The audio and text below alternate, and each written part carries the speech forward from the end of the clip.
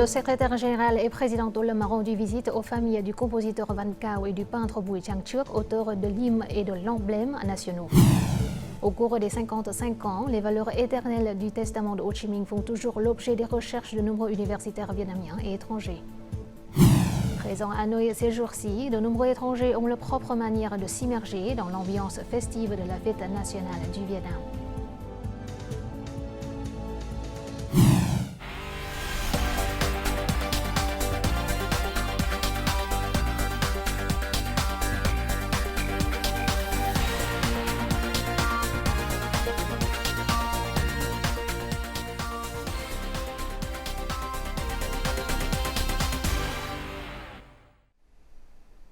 Mesdames, Messieurs, bonjour, bienvenue au journal francophone. Bonne fête nationale du Vietnam. Ce jour en 1945, plus de 500 000 personnes se rassemblaient sur la place de Ba Dinh à Hanoï pour écouter le président Ho Chi Minh proclamer l'indépendance nationale, donnant naissance à la République démocratique du Vietnam, désormais République socialiste du Vietnam. Toàn thể dân tộc Việt Nam quyết đem tất cả tinh thần và lực lượng, tính mạng và của cải để giữ vững quyền tự do độc lập ấy.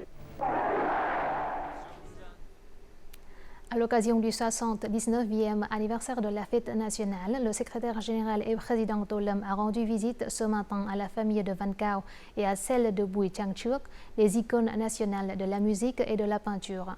S'adressant à la famille de Van Cao, Tolem a exprimé sa gratitude envers les contributions du musicien à la révolution vietnamienne.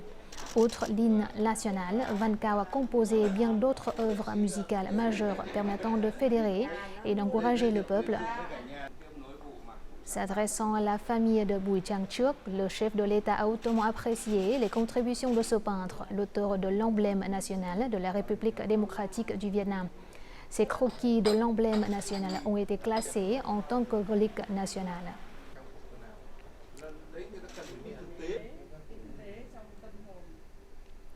Le 79e anniversaire de la fête nationale marque également le 55e anniversaire du décès du président Ho Chi Minh. De nos jours, sur la place historique Ba Dinh, de longues files de personnes font la queue pour rendre hommage à l'oncle Ho en son mausolée.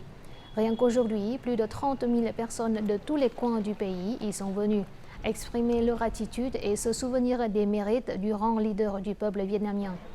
Parmi les visiteurs, de nombreux jeunes qui sont nés en période de paix et d'indépendance. Ils n'ont jamais rencontré l'oncle Ho, mais leur amour pour lui déborde toujours dans le cœur. Se rappeler de l'histoire pour chérir davantage l'indépendance, la liberté et la paix de la nation. Il y a 55 ans, jour pour jour, le 2 septembre 1969, le président Ho Chi Minh nous a quittés à jamais. Il a laissé un testament au parti et au peuple vietnamien. Ce document d'environ 1000 mots montre la clairvoyance d'un esprit érudit, ses sentiments pour le peuple, la nation et les amis internationaux. Le testament de Ho Chi Minh transmettait la foi, l'optimisme révolutionnaire pour la victoire finale et apportait de nombreuses leçons profondes. Au cours des 55 ans, les valeurs éternelles du testament de Ho Chi Minh font toujours l'objet des recherches dans et hors du pays. Selon l'historien français Daniel Emery, le testament de Ho Chi Minh représente les aspirations de toute sa vie. Nos fleuves. Sa vie, c'est la libération du pays. Avant de mourir, il n'écrit pas un texte triste. Il essaye de définir l'avenir du Vietnam, l'avenir qu'il souhaite. Ça provoque de l'émotion. Ho Chi Minh est un homme extraordinaire. Chaque mot écrit dans le testament de Ho Chi Minh contenait les pensées profondes d'un grand penseur et d'un homme de culture. L'oncle Ho a considéré chaque phrase, chaque mot, chaque idée, chaque modification pour refléter l'essence même de ce document, c'est-à-dire regarder vers l'avenir. Par exemple, dans le passé, il fut un temps où il écrivait « Je dois aller voir Karl Marx et Lénine ». Plus tard, il l'a édité pour dire « J'irai voir Karl Marx ». Devoir est très grave, mais aller est quelque chose d'ordinaire. Ayant eu l'opportunité de rencontrer de nombreux universitaires nationaux et étrangers, j'ai mieux compris le testament du président Ho Chi Minh. C'est toujours très émouvant de le lire. Jusqu'à son dernier souffle, il se préoccupait des habitants. C'est tellement formidable. Et je suis né en paix, alors maintenant je suis fier et reconnaissant envers le président Ho Chi Minh.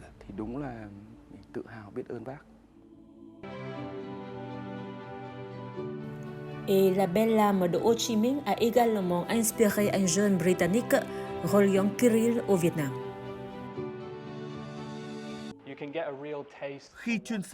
J'ai mené des recherches approfondies sur Ho Chi Minh, j'ai lu son testament et vu ses instructions et enseignements pour le pays. Je pense que le succès du Parti communiste du Vietnam dans la direction du pays est dû à la mise en œuvre sérieuse de ces instructions.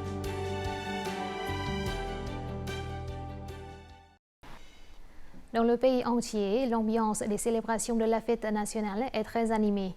Diverses activités commémoratives, culturelles et sportives ont eu lieu. Dans la province de Nghệ An, terre natale du président Ho Chi Minh, le vestige historique national spécial de Kim Lien a accueilli au cours de ces 3 derniers jours plus de 40 000 personnes venues rendre hommage au président Ho Chi Minh et honorer ses grandioses mérites. À l'occasion de la fête nationale, des monuments historiques et les vieux quartiers de Hanoï sont décorés de couleurs vives avec le drapeau national vietnamien occupant la place centrale. Dans les quartiers centraux de Ho Chi Minh Ville, les drapeaux, des fleurs et des affiches colorées offrent aux gens une ambiance de fête. Les parcs et lieux de divertissement sont bondés. À l'occasion du 2 septembre, Google a changé son interface en drapeau vietnamien volant dans le ciel bleu.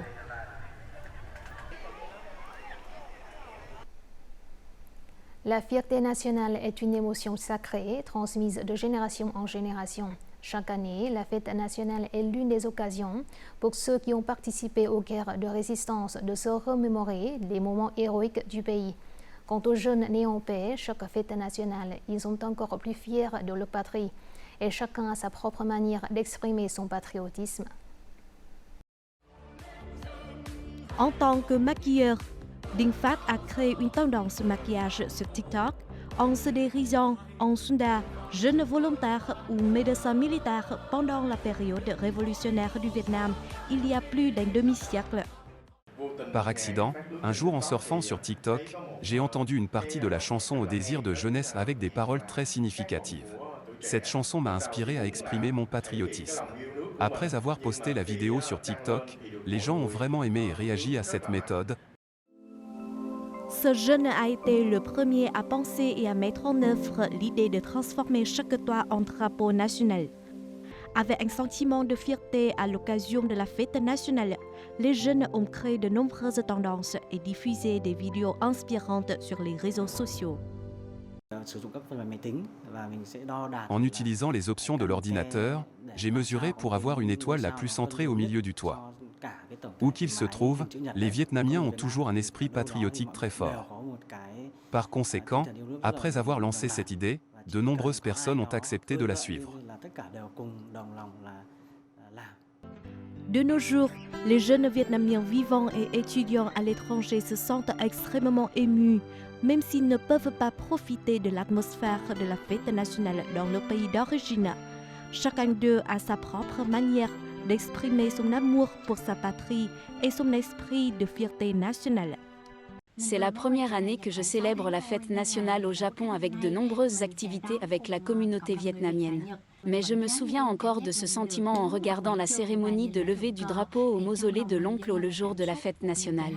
Je pense que ce soit au pays ou à l'étranger, les jeunes Vietnamiens comme moi regardent toujours vers leur patrie lors des fêtes nationales importantes. J'ai eu la chance d'être née à une époque de paix, grâce à cela j'ai eu des opportunités d'apprentissage pour me développer. Alors, à mon retour au Vietnam, j'aurai l'opportunité de contribuer à la construction d'un pays plus prospère. Pour la jeune génération, il existe de nombreuses façons d'exprimer son amour pour le pays. Et que ce soit d'une manière ou d'une autre, l'amour pour la patrie brûle à jamais dans le cœur de chaque Vietnamien.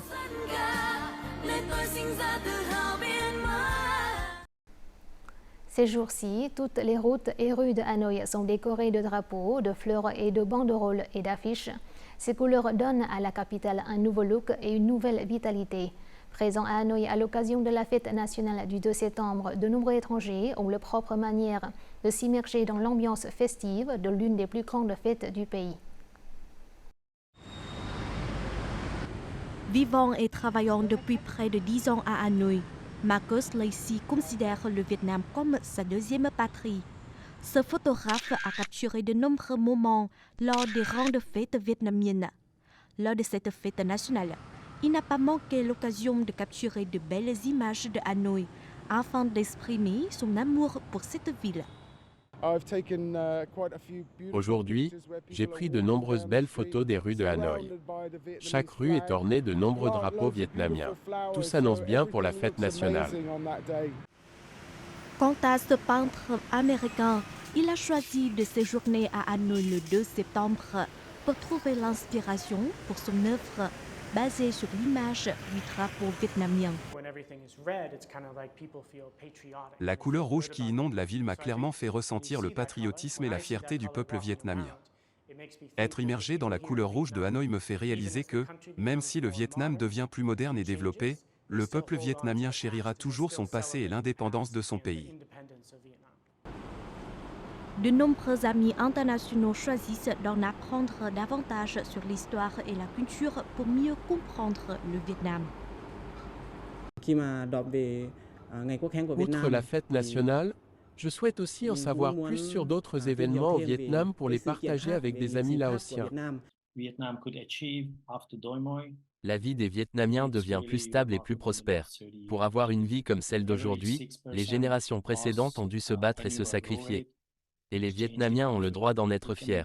Cette fête est l'occasion pour les Vietnamiens d'exprimer leur gratitude envers leurs ancêtres. Hanoï accueille de plus en plus d'étrangers. La fête nationale du 2 septembre est devenue pour eux une occasion idéale de s'immerger dans l'atmosphère festive, de s'attacher davantage au Vietnam et de mieux découvrir la culture et les gens d'ici. Happy Vietnamese National Day! Happy Vietnam National Day!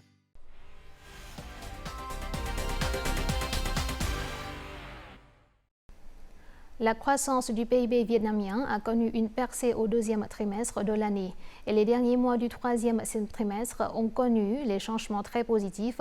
La croissance de cette année devrait atteindre environ 7%. Selon la Banque mondiale, la production industrielle, l'investissement et la consommation constituent les principaux piliers de l'économie du Vietnam. La valeur totale des importations et des exportations à la mi-août a atteint plus de 473 milliards de dollars, soit une hausse de près de 17% sur la même période, ce qui permet de maintenir la croissance de l'ensemble de l'économie. La ligne 500 kV du circuit 3 qui vient d'être inaugurée témoigne de la valeur de ce projet et des ressources pour l'économie à long terme. Le problème du manque d'électricité pour la production et les affaires a été résolu. Dans le même temps, ce projet stimule et attire également les investisseurs nationaux et étrangers pour développer la production et les affaires. La croissance du Vietnam s'est reflétée dans les trois groupes d'investissements directs étrangers, d'investissements privés et d'investissements publics. Les fondements de la stabilité macroéconomique aideront le Vietnam à aller plus loin dans les temps à venir. Un autre moteur de croissance important réside dans les exportations. Le chiffre d'affaires total des exportations du pays à la mi-août a atteint plus de 473 milliards de dollars, avec un excédent commercial de près de 15,5 milliards de dollars. Les secteurs industriels et manufacturiers ont aussi retrouvé la croissance. Le secteur de la fabrication et de la transformation maintient une assez bonne dynamique de croissance. Le secteur manufacturier et les industries exportatrices ont également connu une bonne croissance. Les exportations et la consommation ainsi que le contrôle de l'inflation et la stabilité macroéconomique du Vietnam seront encore plus favorables dans les temps à venir, car ils seront soutenus par des facteurs positifs extérieurs. La Réserve fédérale américaine envisage de réduire prochainement ses taux d'intérêt. La Fed prévoit de procéder à des ajustements jusqu'à 2 fois cette année. D'autres banques mondiales ont aussi réduit leur taux d'intérêt. C'est une motivation extrêmement importante. Cela stimulera l'investissement, la consommation et les obligations de remboursement de la dette du gouvernement. La croissance du PIB du Vietnam cette année pourrait atteindre environ 7%. Toutefois, les rouleaux d'étranglement dans les mécanismes, les politiques et les réformes visant à créer un environnement commercial et d'investissement ouvert doivent être éliminés afin de donner plus de dynamisme à l'économie. Cette année, le congé de la fête nationale dure 4 jours. À cette occasion, la demande des consommateurs augmente considérablement. Les systèmes de distribution et les magasins de détail ont lancé de nombreuses campagnes promotionnelles pour stimuler la consommation de produits made in Vietnam. Des milliers de produits sont disponibles avec des remises allant de 10 à 50% pour répondre à la demande des consommateurs. Cette femme visite les magasins de fruits 1 ou 2 fois par semaine. Elle recherche des produits frais, fabriqués localement à des prix raisonnables. Je préfère les produits vietnamiens haut de gamme. Les produits vietnamiens s'améliorent en qualité tout en étant environ 2 fois moins chers que ceux importés. Cette année, les consommateurs ont tendance de se tourner vers les produits nationaux. Le programme de stimulation de la demande des consommateurs de cette année se concentre sur les produits fabriqués au Vietnam.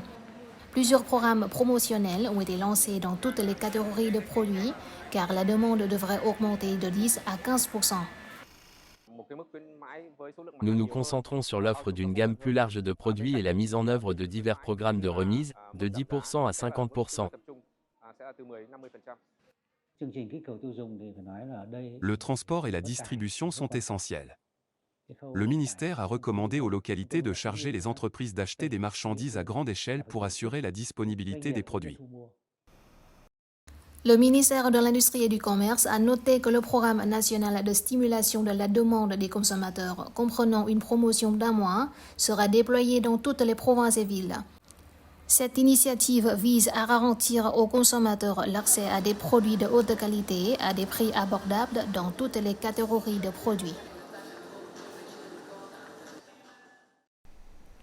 Dans la province de Yên Bai, au nord, le festival de parapente de Mu Cang Chai, qui se tient du 1er au 3 septembre, est une activité majeure destinée à célébrer la fête nationale.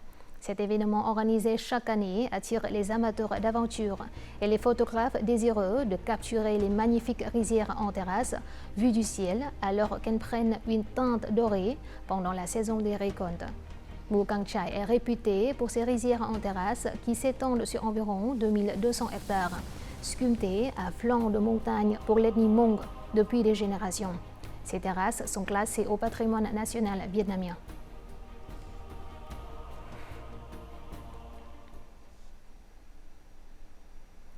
En célébration de la 79e fête nationale, le 3e festival de la culture du Gong a eu lieu dans la province de Đắk Lắk sur les hauts plateaux du centre.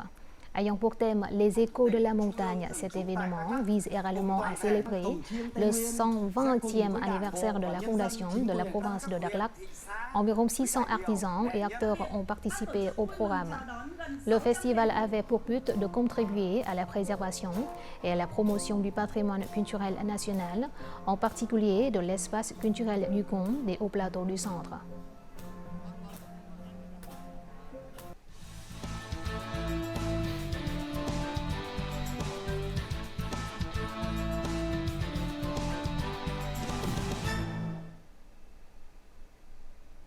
Une Russe qui parle si couramment le vietnamien qu'elle peut enseigner la langue ainsi que la culture vietnamienne à son mari.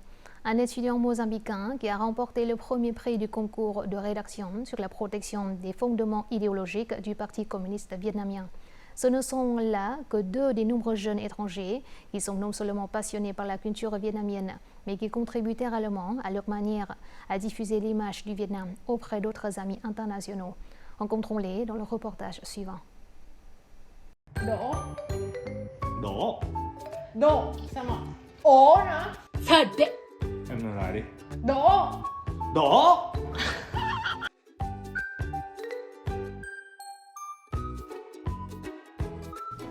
Les vidéos d'une épouse russe enseignant le vietnamien à son mari attirent des dizaines de milliers de vues et de partages sur les plateformes TikTok et YouTube.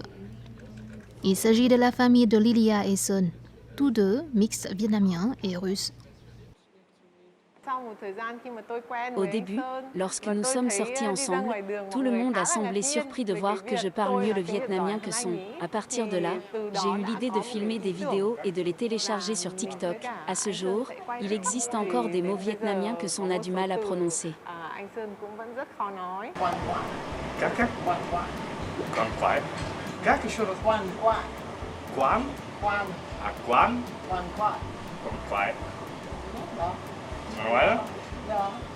J'ai été très impressionné, car elle est russe, mais parle couramment le vietnamien comme un natif. Je ne connais pas le vietnamien, donc au début je ne pouvais lui parler qu'en russe. Puis j'ai réalisé que nous partagions le même amour pour le Vietnam, alors nous avons décidé de nous installer au Vietnam.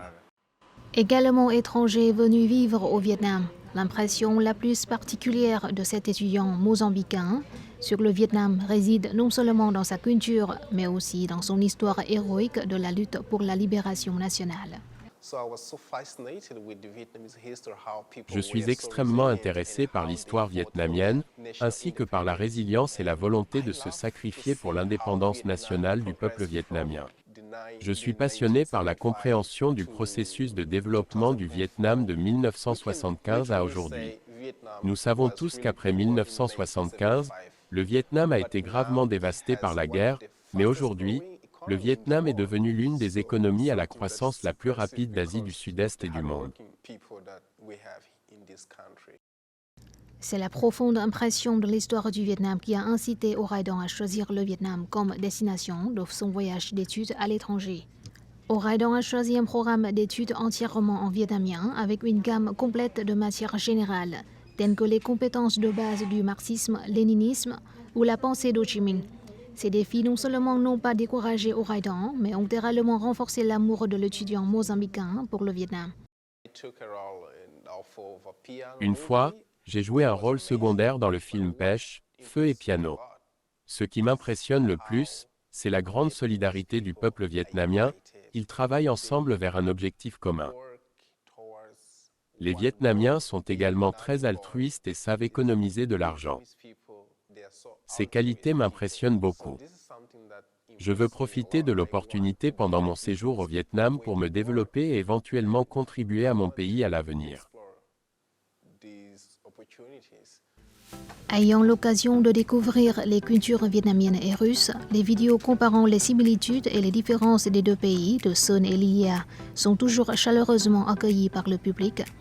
Le partage du couple sert de suggestion aux étrangers pour mieux comprendre à la fois la culture vietnamienne et la culture russe. Chaque fois que mes amis biélorusses viennent chez nous, ils sont toujours surpris par l'hôtel familial avec de nombreuses offrandes de fruits dessus. Je leur ai expliqué que c'était la coutume vietnamienne. Au début, ils ne le savaient pas, alors j'ai dû leur expliquer qu'il ne faut manger les fruits qu'après l'offrande.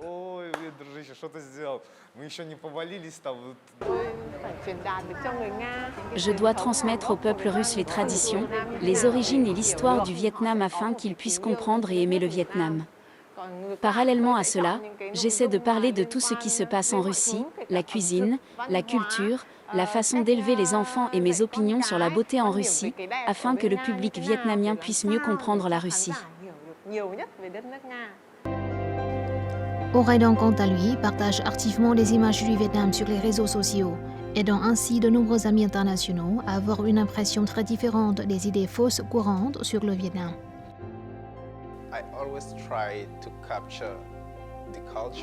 Chaque fois que j'en ai l'occasion, j'essaie de présenter la culture ou la cuisine vietnamienne.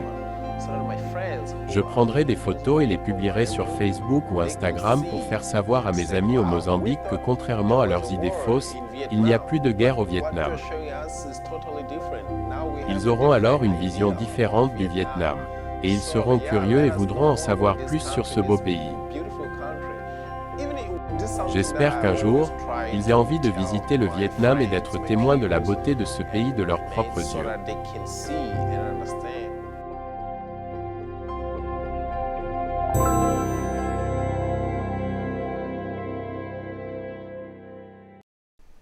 Voici tout de suite les prévisions météo dans les principales villes du Vietnam.